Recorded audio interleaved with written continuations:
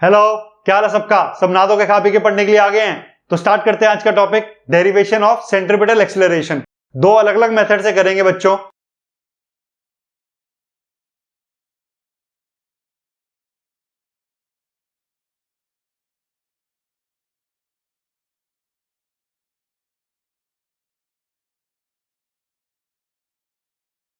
बच्चों, जो centripetal acceleration का फॉर्मूला होता है वो होता है v स्क्वायर अपॉन आर या ओमेगा स्क्वायर आर। ओमेगा क्या है? हमारा एंगुलर वेलोसिटी, v है हमारी लीनियर वेलोसिटी, और r जो है वो रेडियस है सर्कुलर मोशन का। तो हमें इसी को डेराइव करना है। तो दो अलग मेथड से करके देखते हैं। एक सबसे इजी है, वो हम सेकंड मेथड सबसे इजी वाला करेंगे। तो फर्स्ट मेथड से करते हैं। पहले सर्कुलर मोशन को पढ़ते हैं, उसी के थ्रू हमारी डेरिवेशन हो जाएगी सेंट्रीपिटल एक्सीलरेशन की। एक ऑब्जेक्ट है जो सर्कुलर मोशन के अंदर मूव कर रहा है, ये सेंटर हो गया, इसी को हम ओरिजिन ले लेते हैं क्योंकि यही पॉइंट ऑफ रेफरेंस होता है, इसी से सारी हम मेजरमेंट करेंगे इसको रेफरेंस रखते हुए। ऑब्जेक्ट के दो इंस्टेंट पे पोजीशन ले लेते हैं, एक ये वाली और एक ये वाली। ये फर्स्ट पोजीशन हो गई और ये सेकंड पोजीशन हो गई। अब बच्चों ये r1 वेक्टर हो गया और ये r2 वेक्टर हो गया। पोजीशन वेक्टर्स हैं दोनों, ठीक है। ऑब्जेक्ट के एक इंस्टेंट पे ये पोजीशन थी और एक इंस्टेंट पे ये पोजीशन है। अब इसके अंदर हम देखें तो डिस्प्लेसमेंट वेक्टर कुछ ऐसा बनेगा, डेल्टा r, है ना। और ये जो एंगल होगा उसको हम एंगुलर डिस्प्लेसमेंट डेल्टा थीटा ले लेते हैं। क्लियर? अब इस पॉइंट पे, इस पोजीशन पे जो वेलोसिटी होगी ऑब्जेक्ट की वो टेंजेंशियल होगी यहां से, तो वो कुछ इस डायरेक्शन में होगी। तो इसको हम v1 वेक्टर ले लेते हैं और इसको हम v2 वेक्टर ले लेते हैं, जो इस पॉइंट पे ऑब्जेक्ट की वेलोसिटी है। ये v2 वेक्टर आ गया, ये v1 वेक्टर आ गया, ये r1 vector, r2 vector, delta theta और डेल्टा r। क्लियरली? और ये हमारा ओमेगा, ओमेगा क्या है? Angular velocity. इस एंगुलर वेलोसिटी की डायरेक्शन किस तरफ है? एक्सिस के along. Right hand thumb rule से देखेंगे, अगर ऐसे घूम रहा है तो फिंगर्स को हमने कर्ल कर लिया और थंब हमारा पॉइंट करेगा ओमेगा की डायरेक्शन की तरफ। तो बोर्ड से बाहर आते हुए डायरेक्शन है। तो बच्चों अब इसके अंदर हम ये देखते हैं कि दो ट्राइंगल्स हैं हमारे पास इसके अंदर। वो ट्राइंगल्स को हम यहां पर बनाते हैं। एक तो हमारा पोजीशन वेक्टर वाला ट्राइंगल,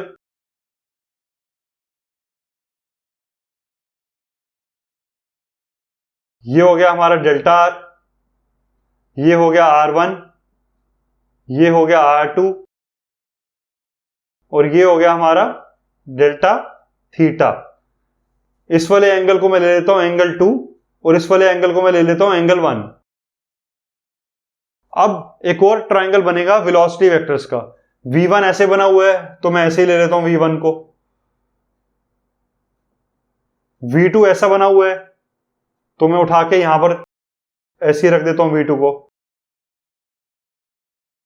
अब हमारा डेल्टा v, जो चेंज इन वेलोसिटी वेक्टर होगा, वो क्या होगा? वो होगा ऐसा। एरो किस तरफ होगा? v1 के हेड से v2 के हेड की तरफ। तो ये हमारा डेल्टा v वेक्टर आ गया। तो बच्चों इसके बीच का जो एंगल होगा वो क्या होगा बताओ? डेल्टा थीटा ही होगा। ऐसा क्यों? क्योंकि बच्चों जो r1 और r2 के बीच का एंगल है वो है डेल्टा थीटा, और v1 परपेंडिकुलर है r1 से क्योंकि ये टेंजेंशियल वाली डायरेक्शन की तरफ है और रेडियस से परपेंडिकुलर होता है टेंजेंट, है ना। तो v1 परपेंडिकुलर है r1 से, v2 परपेंडिकुलर है r2 से। तो जो r1 और r2 के बीच में एंगल होगा वही उनके परपेंडिकुलर्स के भी बीच में एंगल होगा। दो लाइंस के बीच में जो एंगल होता है वही एंगल उनके परपेंडिकुलर्स के बीच में भी होता है। तो दो लाइंस के बीच में जो एंगल है वही उनके परपेंडिकुलर्स के बीच के भी एंगल होगा। तो ये वाला एंगल ले लेते हैं हम 1 और ये वाला ले लेते हैं 2। अब गौर फरमाना बच्चों, ये 1 और 2 और ये 1 और 2 सेम है एंगल। कैसे? R1 और R2 का मैग्नीट्यूड तो सेम ही है, डायरेक्शन अलग अलग है, वेक्टर्स अलग अलग हैं, लेकिन मैग्नीट्यूड तो सेम है ना, क्योंकि रेडियस के इक्वल है। तो ये आइसोसेलेस ट्रायंगल हो गया, तो angle 1 is equal to angle 2 हो गया। तो ये जब डेल्टा थीटा है, ये दोनों एंगल सेम हो गए, और ये वाले दोनों एंगल भी सेम हो गए, क्योंकि वेलोसिटी जो है मैग्नीट्यूड उसका सेम है, क्योंकि हम यूसीएम पढ़ रहे हैं इस चैप्टर के अंदर, है ना। तो वेलोसिटी के मैग्नीट्यूड सेम है, डायरेक्शन भला ही अलग हो, तो जब मैग्नीट्यूड सेम है तो angle 1 is equal to angle 2 हो गया। अच्छा, अब इसमें डेल्टा आर, अगर ट्रायंगुलर लॉ ऑफ एडिशन के अंदर देखें तो ये होगा R2 माइनस R1, और delta V is equal to V2 minus V1, triangular law of addition से, क्योंकि रिजल्टेंट इसमें किसका कौन सा है? R1 plus delta R is equal to R2 है, इन दोनों का रिजल्टेंट R2 है ना। क्योंकि देखो बच्चों, यहां से एरो से उठ के फिर यहां पर आया, इसके टेल से उठ के इसके हेड तक हमारा ट्रायंगुलर लॉ ऑफ एडिशन लगाएंगे तो R1 plus delta R is equal to R2 आ जाएगा। तो डेल्टा R आ गया R2 माइनस R1, और डेल्टा V आ गया V2 माइनस V1। अब बच्चों एक बात बताओ, ये एंगल और ये एंगल सेम है, तो इन दोनों का सम और इन दोनों का सम सेम होगा, और जब ये दोनों एंगल सेम है तो ये दोनों एंगल भी सेम है, तो ये आपस में सारे इक्वल हो गए, है ना। तो बच्चों जब ये तीनों एंगल इक्वल हो गए, angle 2 is equal to angle 2, angle 1 is equal to angle 1, और डेल्टा थीटा सेम है, ठीक है। जब ये तीनों एंगल इसके अंदर जो ट्राइंगल के अंदर है वो इक्वल हो गए इन तीनों एंगल के, तो बच्चों ये सिमिलैरिटी वाली कंडीशन आ जाएगी ना, कि ये दोनों ट्राइंगल सिमिलर होंगे, क्योंकि ए क्राइटेरिया से, एंगल क्राइटेरिया से ये दोनों ट्राइंगल सिमिलर हो जाएंगे, है ना। अगर ये सिमिलर होंगे तो इनकी जो साइड्स के रेशियो है, लेंथ का रेशियो है, वो इक्वल होगा। तो हम देख लेते हैं कि delta R upon R1 is equal to delta V upon V1। Magnitudes की बात हो रही है ना बच्चों, सिमिलैरिटी के अंदर साइड्स की लेंथ है जो, उनका जो रेशियो होता है वो इक्वल होता है दोनों ट्राइंगल्स का, तो मैग्नीट्यूड की बात हो रही है, तो delta R upon R1 delta V upon V1 हो गया।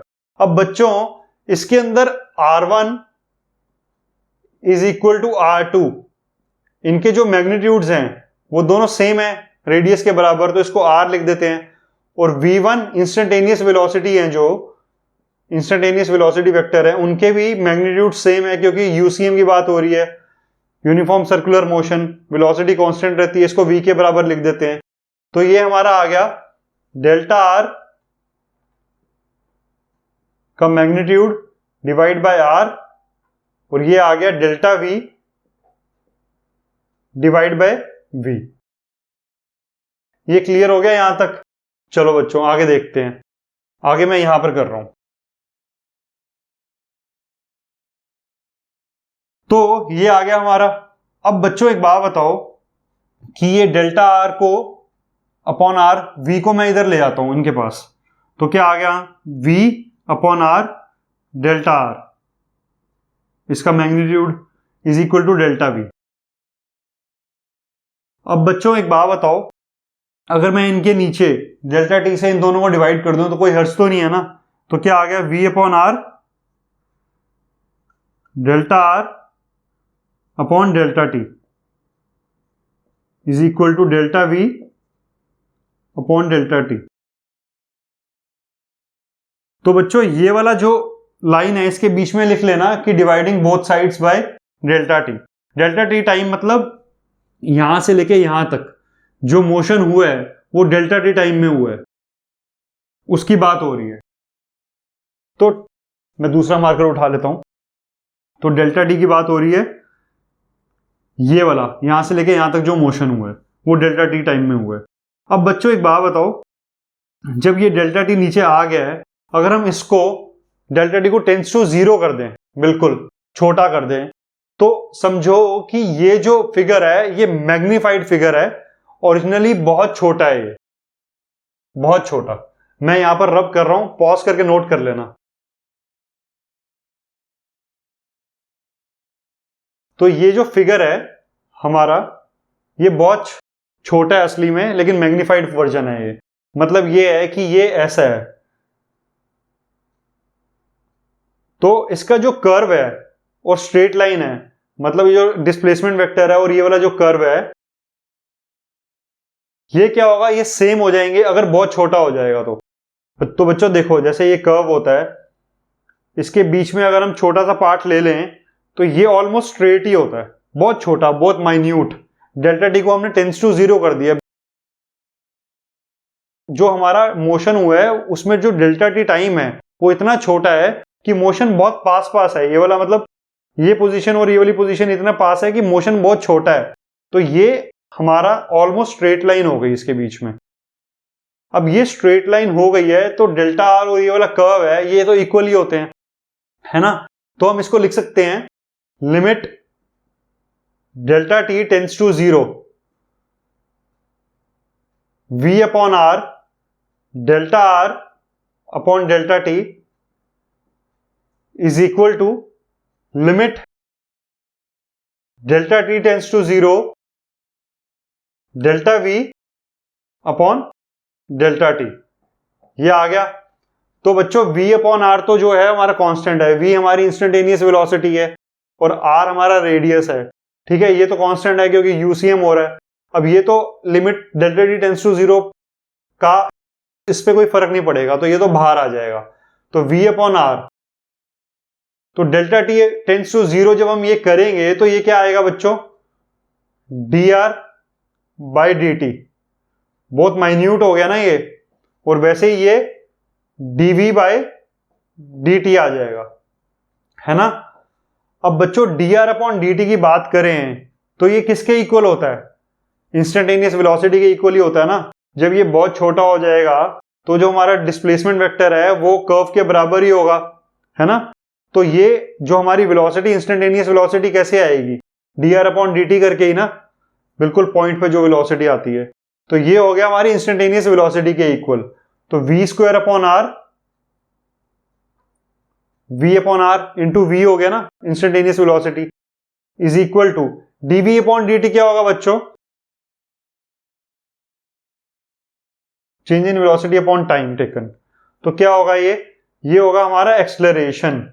ये एक्सेलरेशन कैसे आई, ऑब्वियसली एक्सेलरेशन क्या होती है, dv अपॉन dt तो होती है, इंस्टेंटेनियस वेलोसिटी की बात कर रहे हैं ना, तो एक्सेलरेशन आ गई।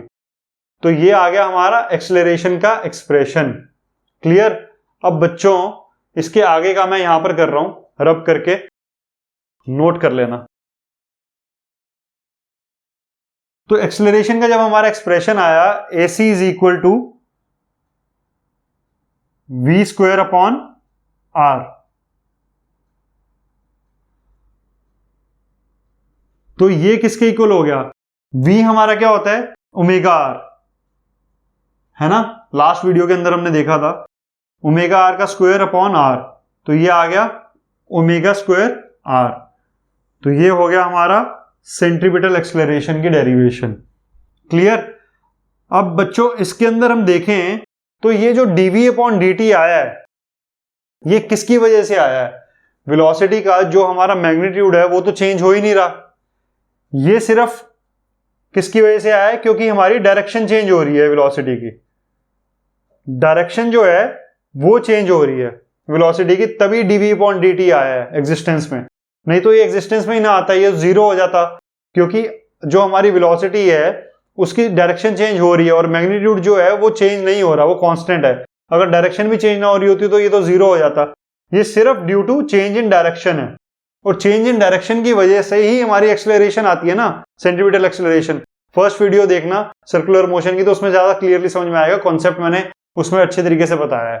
तो एक्सेलरेशन हमारी क्यों आती है, सेंट्रीपिटल एक्सेलरेशन जस्ट यूसीएम के अंदर, क्योंकि हमारी जो वेलोसिटी की है वो डायरेक्शन चेंज हो रही है हर मूवमेंट पे, हर इंस्टेंट पे, मैग्नीट्यूड तो सेम है, ठीक है। तो एक्सेलरेशन भी उसी वजह से आती है क्योंकि डायरेक्शन चेंज हो रही है, और dv अपॉन dt किसके लिए वजह से है, क्योंकि वेलोसिटी की डायरेक्शन चेंज हो रही है।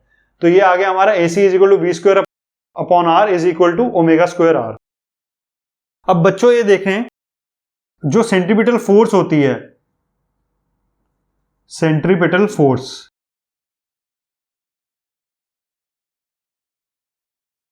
Is equal to M V square upon R या एम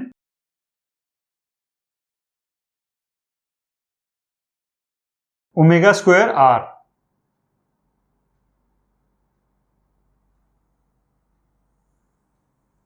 ये सेंट्रीपिटल फोर्स हो गई। एम हमारा जो है वो मास है। क्लियरली समझ में आ गया अच्छे तरीके से बच्चों? चलो अब ना सेकंड मेथड करके देखते हैं। ये वाले मेथड से क्लियरली समझ में आ गया होगा। अब सेकंड मेथड करके देखते हैं। मैं इसको रब कर रहा हूं, तुम नोट कर लेना पॉज करके।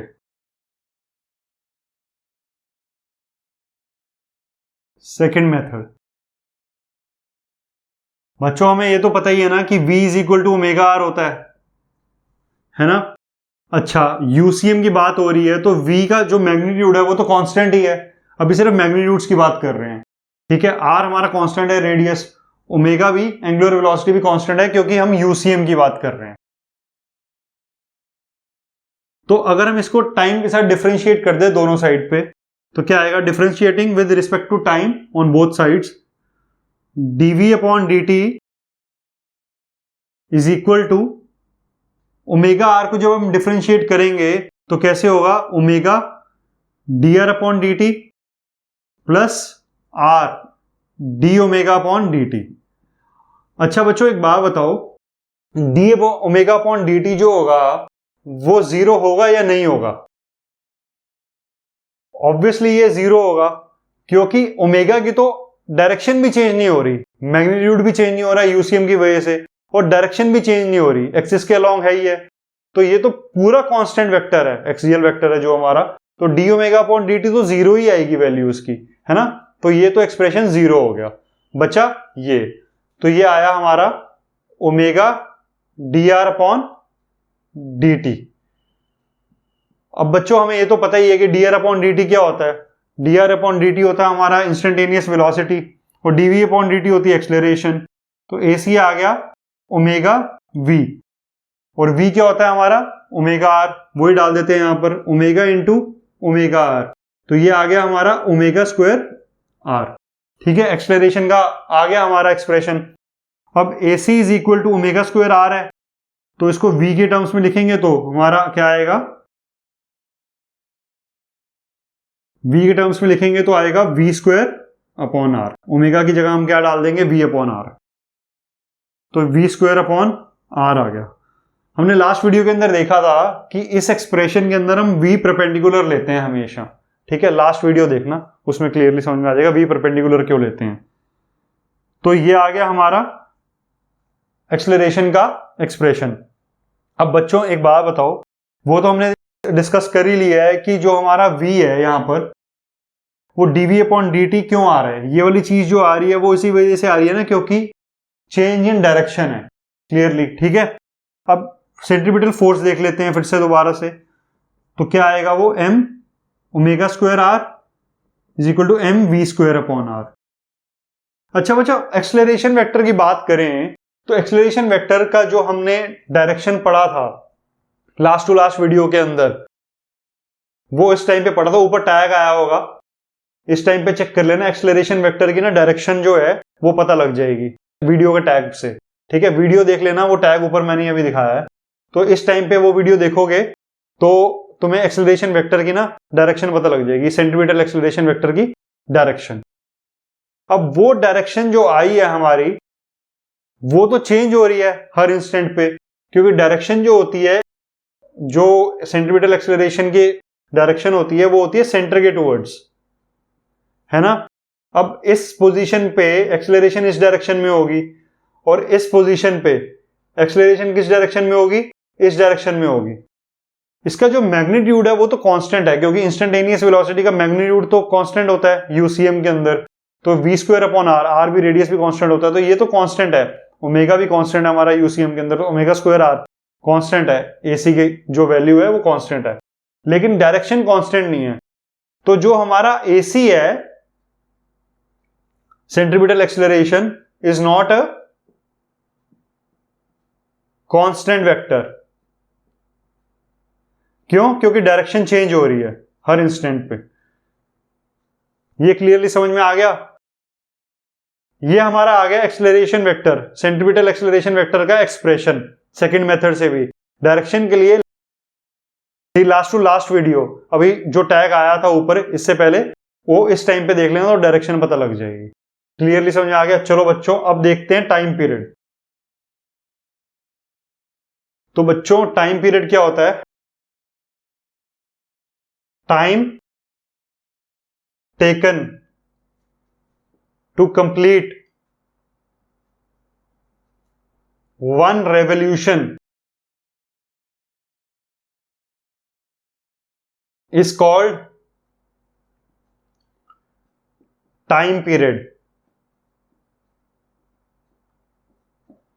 बच्चों एक पूरी की पूरी रेवोल्यूशन कंप्लीट करने में जितना टाइम लगेगा, यहां से उठ के चला वो सर्कुलर मोशन के अंदर, ऑब्जेक्ट घूम के वापस यहां पर आ गया, तो जितना टाइम लगा उसको टाइम पीरियड कहते हैं। एक कंप्लीट रेवोल्यूशन करने का जो टाइम है उसको टाइम पीरियड कहते हैं, उसको कैपिटल टी से डिनोट करते हैं हम। अब बच्चों फ्रीक्वेंसी क्या होती है? फ्रीक्वेंसी बताओ क्या होती है? फ्रीक्वेंसी होती है नंबर ऑफ कंप्लीटेड रेवोल्यूशन